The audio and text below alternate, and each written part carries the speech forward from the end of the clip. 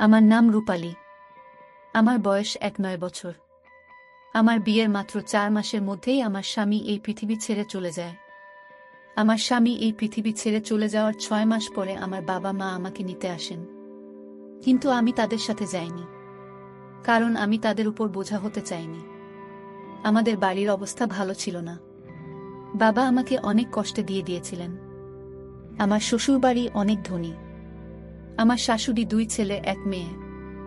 আমার স্বামীর থেকে তার ভাই 2 বছরের ছোট। স্বামীর মৃত্যুর পরে আমি চেয়েছিলাম আমার শাশুড়ি আমার স্বামীর ছোট ভাইয়ের সাথে আমার বিয়ে দিয়ে দিক। তাই তার মন জয় করার জন্য বাড়ির সব কাজ করতাম এবং রাতে আমি ঘুমানোর আগে শাশুড়ির শরীরটা চেপে দিতাম। যতটা সম্ভব শাশুড়ির সেবা করতাম আমি। তাকে কখনো আমার উপর বিরক্ত হবার সুযোগ দেইনি আমি, কারণ আমি চাইতাম তিনি আর একবার আমাকে তার পুত্রবধূ বানিয়ে নিতে। এক ননদ ছিল যে বিবাহিত এবং সে অনেক কমে বাড়িতে আসত। কেননা আমার শাশুড়ি তার বিয়ে অনেক ধনী পরিবারে দিয়েছিলেন, তাই সে বেশিরভাগই সময় তার শ্বশুরবাড়িতেই থাকত এবং সুখী জীবন কাটাচ্ছিল তার শ্বশুরবাড়িতে। কিন্তু যখনই আমার ননদ আসত, আমি তার অনেক যত্ন করতাম, তার পছন্দের সব খাবার রান্না করতাম এবং তার বেবিদেরও অনেক আদর করতাম। এতে আমার শাশুড়ি অনেক খুশি হতেন। বিয়ের প্রথম দিন থেকেই আমি তার সাথে অনেক ভালো ব্যবহার করেছি এবং তিনি খুশি হয়ে আমাকে অনেক আশীর্বাদ করতেন আর বলতেন আমি ভগবানের কাছে প্রার্থনা করি আমার দ্বিতীয় পুত্রবধূ যেন তোমার মতো হয়। আর আমাকে বলতেন যে তুমি আমার কাছে আমার মেয়ের মতো, তুমি যেভাবে আমার সেবা করো নিজের মেয়ে ও তার মায়ের এমন সেবা করতে পারে না। আমি আমার শাশুড়ির মন যেভাবেই হোক জয় করতে চাইতাম। আমাদের বাড়িতে শাশুড়ি কথাই শেষ কথা। সবকিছু তার নির্দেশেই হতো। তার সম্মতি ছাড়া বাড়ির এক পাতাও পড়তে পারত না। যদি কাউকে তার খারাপ মনে হতো তাহলে এই বাড়ির কেউ তার নাম পর্যন্ত বলতেন না, কারণ আমার শাশুড়ি অনেক রাগী মহিলা। শাশুড়ি আমার উপর অনেক খুশি, তাই আমার বিশ্বাস ছিল যে তিনি আমাকে তার ছোট ছেলের সাথে বিয়ে দেবেন। আমার স্বামী ছোট ভাই আমেরিকায় ডাক্তারি পড়ছে, তার ফিরে আসার আর মাত্র 3 মাস বাকি এবং আমি মনে মনে অনেক খুশি ছিলাম যে আবার এই বাড়িটা আমার হবে আর আমি এই বাড়ির মালকিন হব, কারণ আমি সারা জীবন দারিদ্র্যের মধ্যে কাটিয়েছি আর এখানে এসে জানতে পেরেছি যে জীবনে সুখী জিনিস, তাই আমি এই বিলাসিতা হারাতে চাই না। আমার শ্বশুরবাড়ি অনেক ধনী। তাদের অনেক জমি আছে যা তারা তাদের বাপ দাদাদের কাছ থেকে বংশ পরম্পরায় পেয়েছেন। এরা বংশ পরম্পরায় ধনী আর আমার স্বামীর ছোট ভাই ও দেখতে অনেক সুন্দর এবং স্মার্ট। আমি যদি বাবার বাড়িতে চলে যেতাম তাহলে সারা জীবন কিভাবে একা কাটাতাম? কে তার গরিব এবং ছেড়ে দেয়া মেয়েকে বিয়ে করবে? তাই আমি যথাসাধ্য চেষ্টা করেছি যে আমার শাশুড়ি যেন তার ছোট ছেলের সাথে আমার বিয়ে দেন। আমারও কি ভাগ্য, যখন আমার বিয়ে হয় তখন আমি অনেক খুশি ছিলাম যে আমার বিয়ে এক বলক বাড়িতে হচ্ছে। এতদিন আমি অভাবের মধ্যে মানুষ হয়েছি, এখন আর অভাবের মধ্যে জীবন কাটাতে হবে না। কিন্তু ভগবান আমার এই সূক্ষ্ম মাসের মধ্যেই কেড়ে নিলেন ও মাসের মধ্যেই আমি একা হয়ে গেলাম। এখন আমি আমার স্বামীর ছোট ভাইয়ের সাথে বিয়ে হয়ে এই বাড়িতেই আরামে থাকতে চাইতাম। শাশুড়ির মতো সব বাড়িতে কর্তৃত্ব নিজের হাতে চাইতাম। আমি জানতাম এটা একমাত্র সম্ভব। আমার স্বামীর ছোট ভাই আমাকে বিয়ে করলেন, কারণ আমার শাশুড়ি ছেলের অনেক বাধ্য ছিলেন। তিনি প্রতিটি বিষয়ে তার ছোট ছেলের সাথে পরামর্শ করে করতেন। আমার স্বামী ছোটবেলা থেকেই অসুস্থ ছিল। ছোটবেলার এই দুর্বলতা তার শরীরে বড় হওয়া পর্যন্ত থেকে যায়। সে দেখতে রোগা পাতলা এবং কালো। তাই তো আমার মতো গরিব মেয়ের বিয়ে এত ধনী পরিবারের হয়েছে। তবু আমি আমার স্বামীর সাথে সুখী জীবনযাপন করতে চাইতাম, কিন্তু আমার স্বামী আমাকে সুখ দেয়নি। তিনি আমাকে ছেড়ে চিরদিনের মতো চলে গেলেন। যদিও আমরা গরিব, কিন্তু আমার বাবা যদি জানতেন যে আমার স্বামীর এমন রোগ আছে যে সে ছোটবেলা থেকেই অসুস্থ, তাহলে আমার বাবা কখনো তার মেয়েকে এই বাড়িতে বিয়ে দিতেন না। আমার বাবা এই কথাটি জানতেন না। তাই আমার শাশুড়ি যখন আমার বাবাকে আমার বিয়ের কথা বলেছিলেন তখন আমার বাবা রাজি হয়ে যান আর এইভাবে আমি বাড়িতে আসি। কেবল মাত্র 3 মাস সুখে ছিলাম, তারপরে হঠাৎ আমার স্বামীর শরীর খারাপ হলো। আমার শাশুড়ি আমার স্বামীর চিকিৎসার জন্য টাকা জলের মতো ঢেলেছেন। এমনকি চিকিৎসার জন্য তাকে অন্য দেশে পাঠাতে চেয়েছিলেন, কিন্তু তার কাছে সময় খুব বেশি ছিল না। কিছুদিনের মধ্যেই তিনি এই পৃথিবী ছেড়ে চলে যান। আমার স্বামীর মৃত্যুর পরে আমি 1 বছর ধরে সুশাশুড়ি এবং আমার স্বামীর বকুনি সেবা করছি। কিন্তু সেদিন আবার অনেক খারাপ মনে হলো যেদিন আমার শাশুড়ি বললেন যে আমি আমার ছোট ছেলের জন্য মেয়ে খুঁজছি যাতে তাকে বিয়ে দিতে পারি। আমি মনে মনে ভাবলাম যদি তাদের সামনে দিনরাত অনেক কাজ করি, যদি তাদের সেবা যত্ন ঠিকমতো করতে থাকি, তাহলে হয়তো আমার শাশুড়ি খুশি হয়, আমাকে তার ছোট ছেলের বউ বানাবেন। কিন্তু আমি ভাবতেই পারিনি যে আমার সমস্ত পরিশ্রম এবং আশা বৃথা যাবে। একদিন আমি এবং শাশুড়ি খুব নামকরা এক তান্ত্রিক বাবার কাছে গিয়েছিলাম। না জানি কতদিন ধরে আমার শাশুড়ি এই বাবার কাছে আসছিলেন। তিনি প্রতি সোমবার বাবার কাছে আসতেন এবং তার আশীর্বাদ নিতেন। আমরা সেখানে পৌঁছানোর সাথে সাথে গরিব মানুষের লাইনে বসে এক অন্ধ মেয়েকে দেখে আমার শাশুড়ির মনে হয় ওর প্রতি অনেক করুণা হয়েছিল। তাই তিনি গিয়ে ওর কাছে বসে ওকে জিজ্ঞেস করতে থাকলেন, তোমার কি কোনো অ্যাক্সিডেন্ট হয়েছে? তুমি এখানে কি করছো আর কোথায় থাকো? আমার শাশুড়ি এমনভাবে কথা বললেন যেন তাকে অনেকদিন ধরেই চেনেন। আমি অবাক হয়ে গেলাম যে কেন আমার শাশুড়ি এক গরিব মেয়ের কাছে গিয়ে বসলেন এবং কিভাবে তাকে চেনেন। আমার শাশুড়ি তার কাছে ক্ষমা চাইছিলেন আর বলছিলেন, মা, আমাকে ক্ষমা করে দাও, আমার সাথে আমার বাড়িতে চলো। অন্ধ মেয়েটিকে খুব রাগী দেখাচ্ছিল। সে আমার শাশুড়িকে বলতে থাকল, আমি কখনোই আপনার সাথে যাব না। আমার যা হয়েছে তা আপনার জন্যই হয়েছে, সেই জন্যই আমি আপনাকে কখনই ক্ষমা করতে পারবো না। আমার শাশুড়ি কাঁদতে কাঁদতে তার কাছে ক্ষমা চাইছিলেন এবং তাকে বলেছিলেন যে তুমি যেমনটি চাইতে এখন ঠিক তেমনটি হবে, তোমার মনের যা কিছু ইচ্ছা তা পূরণ হবে, তুমি শুধু আমার সাথে চলো। আমার শাশুড়ি অন্ধ মেয়েকে বাড়িতে নিয়ে এসেছেন। আমি যখন শাশুড়িকে জিজ্ঞেস করলাম না কেন একে বাড়িতে নিয়ে এসেছেন আর এই মেয়েটিকে, তখন আমার শাশুড়ি আমাকে শুধু বললেন যে আমি ওকে আমার ছোট ছেলের সাথে দিয়ে দেব। শাশুড়ির কথা শুনে আমার পায়ের তলায় মাটি সরে গেল, কারণ আমি যত স্বপ্ন দেখেছি সব ভেঙে শেষ হয়ে যেতে দেখতে পাচ্ছি। শাশুড়ির কথায় অনেক অবাক হলাম যে তিনি কিভাবে এক অন্ধ মেয়েকে বিয়ে তার ডাক্তার ছেলের সাথে দিতে পারেন। আমার মনে হচ্ছিল যে আমার স্বামী ছোট ভাই একে দেখার সাথে সাথে না করে দেবে, কারণ সে আমেরিকায় পড়াশোনা করছে, তার পছন্দ অনেক হাই ফাই হবে। সে কিভাবে এক অন্ধ মেয়েকে বিয়ে করবে?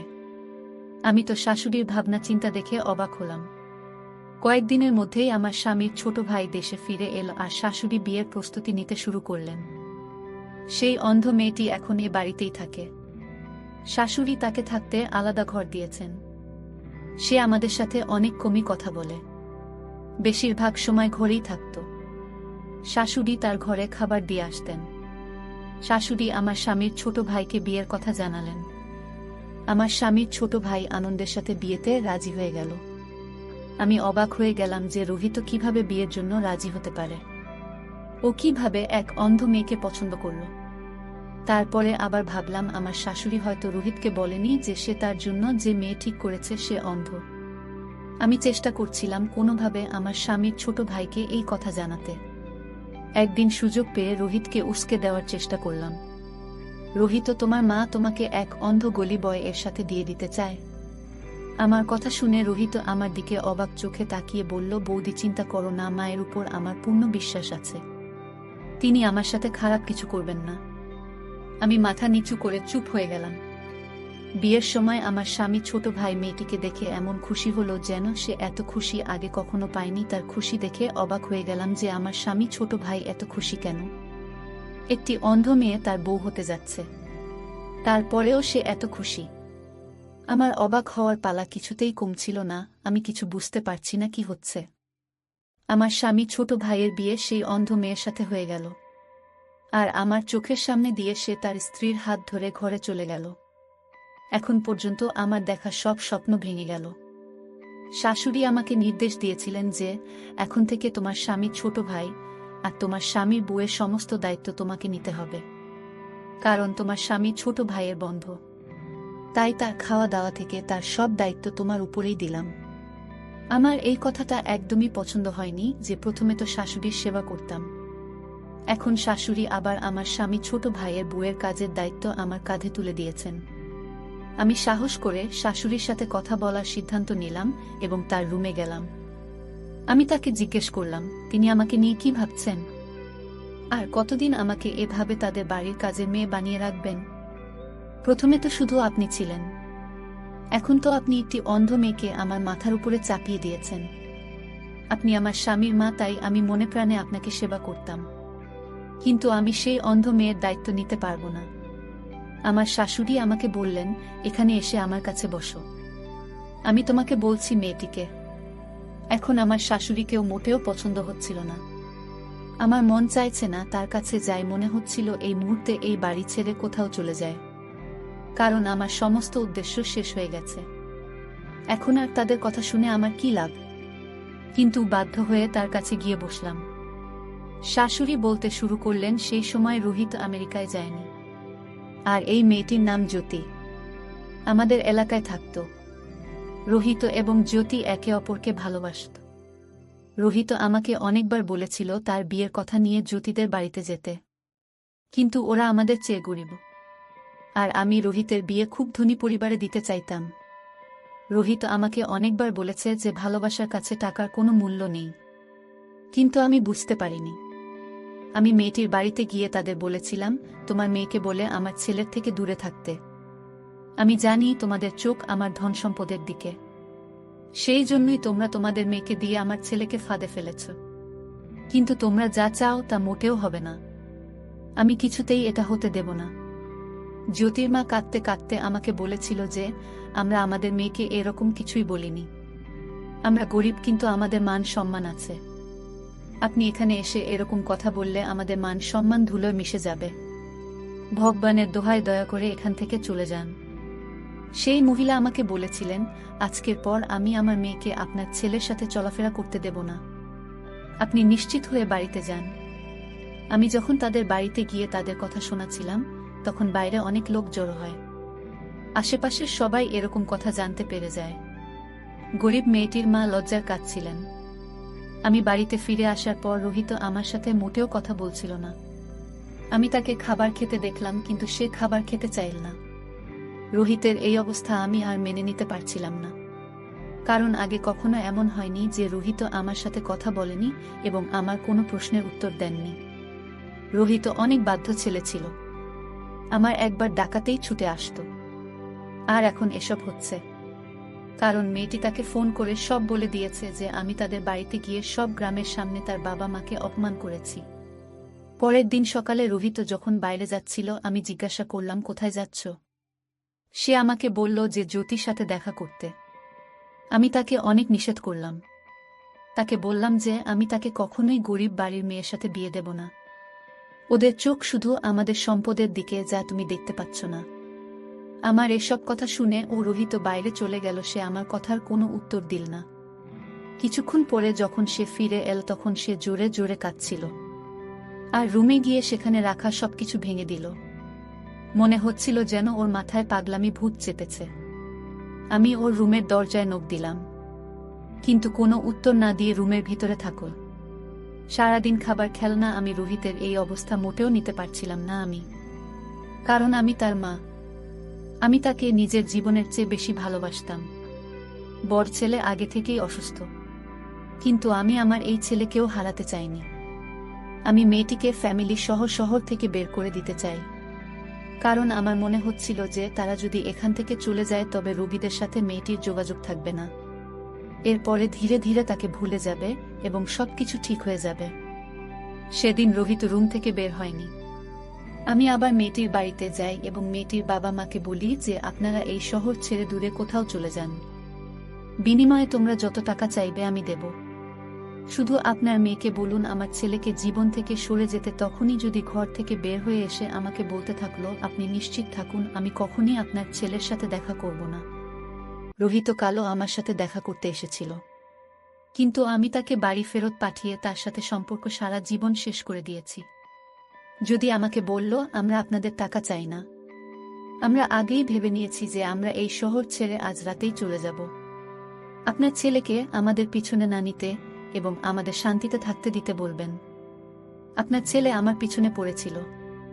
সে আমাকে সবসময় বলতো যে আমি বিয়ে করলে শুধু তোমাকেই করব, কিন্তু আমি তাকে বলেছিলাম যে আমি তোমাকে কখনো বিয়ে করব না, কারণ আমি জানতাম যে এমন কিছু হবে। কারণ আপনাদের চোখে টাকা আর টাকার জোরে ক্ষমতা এবং খ্যাতি আপনাদের প্রিয়। আপনার ছেলে কিসে সুখী হবে তাতে আপনার কিছু যায় আসে না। আমি যতই রোগীদের থেকে দূরে থাকতাম রোহিত ততই আমার কাছে আসার চেষ্টা করত। আর তারপরে আমিও একই ভুল করলাম যে আমিও ধীরে ধীরে তার ভালোবাসা পড়তে শুরু করলাম। রোহিত আমাকে বলতো যে তুমি চিন্তা করো না, মা আমাকে অনেকে ভালোবাসেন এবং অবশ্যই আমার সুখের জন্য মেনে নেবেন। আমি দুঃখিত যে রোহিতের ধারণা এত বড় ভুল যে তার মা তার সুখের জন্য সবকিছু মেনে নেবেন। আমি জ্যোতিকে বললাম আমাকে কিছু বোঝানোর দরকার নেই, যত তাড়াতাড়ি সম্ভব শহর ছেড়ে বেরিয়ে পড়ছি বলে বাড়িতে ফিরে দেখি রোহিতের অবস্থা খারাপ। আমি ভেবেছিলাম এটা কয়েকদিনের ব্যাপার, ধীরে ধীরে ঠিক হয়ে যাবে এবং জ্যোতিকে ভুলে যাবে, কিন্তু সেরকম কিছুই হলো না। দিন দিন রোগীদের অবস্থা খারাপ হচ্ছিল। সে খাওয়া দাওয়া একেবারেই বন্ধ করে দেয়। এরপর একদিন রোহিত অজ্ঞান হয়ে পড়ে এবং অজ্ঞান অবস্থাতেই জ্যোতির নাম বারবার বলছিল। সেদিন আমি বুঝতে পারলাম যদি জ্যোতির সাথে আমার ছেলের বিয়ে দিতাম তাহলে আজ এই অবস্থা হতো না। রোহিতকে হাসপাতালে ভর্তি করানো হলো। যেদিন রোহিতের জ্ঞান ফিরল সে কাঁদছিল আর বলছিল যে মা আমাকে জ্যোতির কাছে যেতে হবে, ভগবানের দোহাই আমাকে জ্যোতির সাথে দেখা করিয়ে দাও, আমি ওকে ছাড়া আর থাকতে পারছি না। আমি ওর সাথে দেখা করতে চাই কিন্তু নিজেই আমার সাথে দেখা করতে চায় না। আমি ওর সাথে দেখা করতে গিয়েছিলাম কিন্তু আমার সাথে সমস্ত সম্পর্ক শেষ করে দেয় আর ও আমাকে ছিলেন না। জানি কোথায় চলে গেছে। এখনো রোহিত জানতো না যে আমি তাকে শহর থেকে চলে যেতে বলেছি। রোহিত সেই দিনের কথা বলছিল যেদিন সে জ্যোতির সাথে দেখা করতে গিয়েছিল, আর সেদিনই জ্যোতি শহর ছেড়ে চলে গিয়েছিল। আমি রোহিতকে বুঝিয়ে বললাম, বাবা সব ঠিক হয়ে যাবে, তুই তাড়াতাড়ি সুস্থ হোক, তারপরে আমি নিজের মেয়ের বাড়িতে তো বিয়ের সম্বন্ধ নিয়ে যাব। আমি তোকে কথা দিচ্ছি জ্যোতির বিয়ে তোর সাথেই দেব। ও নিশ্চয়ই কোথাও ওর আত্মীয়ের বাড়িতে বেড়াতে গেছে, কয়েকদিনের মধ্যেই ফিরে আসবে, চিন্তা করিস না। মাথা নিচু করে রোহিতকে এসব কথা বললাম। এই কথা শুনে রোহিত খুশি হয়ে গেল। এরপর কিছুদিনের মধ্যেই সে সুস্থ হয়ে ওঠে। বাড়িতে ফিরে রোহিত আবার জ্যোতির সাথে দেখা করতে যায়, কিন্তু হতাশ হয়ে বাড়িতে ফিরে আসেন। রোহিত আমাকে বলল, মা এখন তো তুমিও রাজি। তারপরে কেন জানি না ওরা সবাই এই শহর ছেড়ে অন্য কোথাও চলে গেছে, আর ওদের মোবাইল নম্বরও বন্ধ। আমি ওদেরকে কোথায় খুঁজব? এলাকার অনেককে জিজ্ঞেস করেছি কিন্তু কেউ জানে না ওরা কোথায় গেছে। কিন্তু আমি রোহিতকে বলিনি যে তারা আমার কারণে শহর ছেড়েছে, কারণ তারা কোথায় গেছে তা আমিও জানি না। রোহিত 6 মাস ধরে জ্যোতিকে খুঁজছে কিন্তু তাকে কোথাও পেল না। অবশেষে রোহিত হতাশ হয়ে মেনে নিল যে সে আর জ্যোতিকে খুঁজে পাবে না। তারপরে রোহিত সিদ্ধান্ত নিল যে সে এই দেশ ছেড়ে চলে যাবে এবং আর কখনো ফিরে আসবে না। রোহিতের এই কথা শুনে আমার অনেক কষ্ট হয়েছিল। নিজের কর্মের জন্য অনেক খারাপ মনে হচ্ছে। আমি যদি ওর বিয়ের জ্যোতির সাথে দিতাম তাহলে অন্তত আমার ছেলে আমার চোখের সামনে থাকত এবং সে কখনো দেশ ছেড়ে যেত না। আমি রোহিতকে বোঝানোর অনেক চেষ্টা করেছি, আটকানোর অনেক চেষ্টা করেছি, কিন্তু সে আমার কোনো কথা শোনেনি। এর পরিবর্তে আমাকে বলল যে আমি জ্যোতিকে ছাড়া এখানে থাকতে পারবো না, এখানে থাকলে আমার জ্যোতির কথা মনে পড়বে। এটা কোনোভাবেই সম্ভব না যে আমি এই শহরে থাকব। আর যাওয়া আসার পথে জ্যোতির বাড়ির দিকে তাকালে তার স্মৃতি আমাকে কষ্ট দেবে না। এখানে আমার বেঁচে থাকাই কষ্টকর। এই কথা বলে রোহিত অনেক কাঁদছিল। আর আমি যা করেছি তার জন্য আমি আফসোস করছিলাম যে আমার কারণে আমি আমার ছেলের সুখ কেড়ে নিয়েছি। আমি যদি জ্যোতির সাথে তার বিয়ে দিতাম তাহলে সে আজ কত সুখী হতো। ছেলের এই অবস্থার জন্য শুধুমাত্র আমি নিজেই দায়ী। আমার কারণে আজ ওর চোখে জল। এরপর রোহিত আমেরিকা চলে যায়, কিন্তু আমি জ্যোতিকে খুঁজতে থাকি। আমি জ্যোতির সমস্ত আত্মীয়দের বলেছিলাম যে জ্যোতি সম্পর্কে কিছু জানতে পারলে আমাকে অবশ্যই জানাবেন, কিন্তু আশ্চর্যের বিষয় হল কেউ তাদের সম্পর্কে কিছুই জানে না। তারা গেল কোথায়?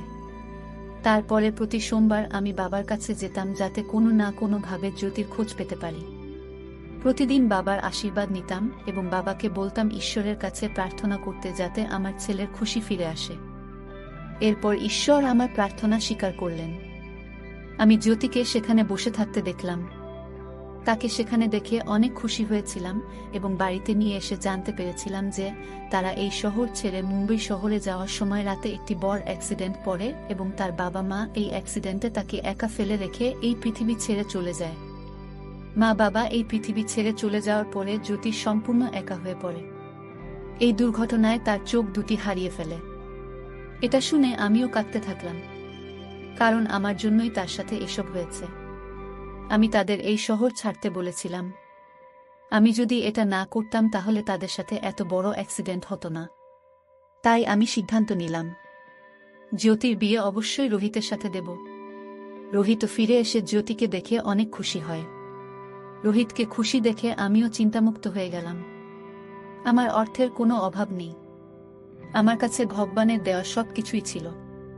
কিন্তু আমার ছেলে যখন খুশি নয়, তখন আমি এই সম্পদ দিয়ে কি করব?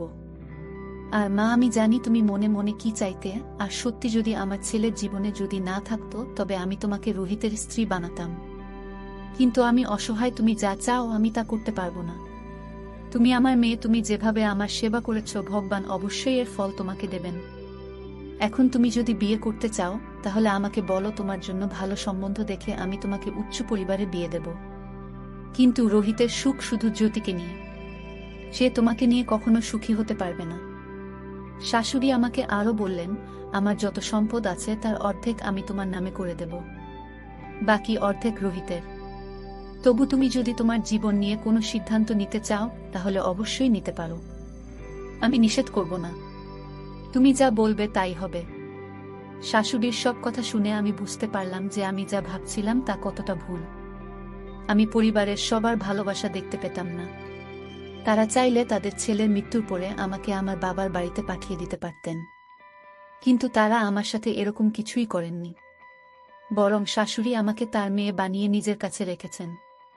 শাশুড়ি আরও বললেন, মা, আমার অসুস্থ ছেলের সাথে তোমার বিয়ে দিয়ে আমি তোমার জীবন নষ্ট করেছি বলে তোমার মনে কোনো কষ্ট রেখো না।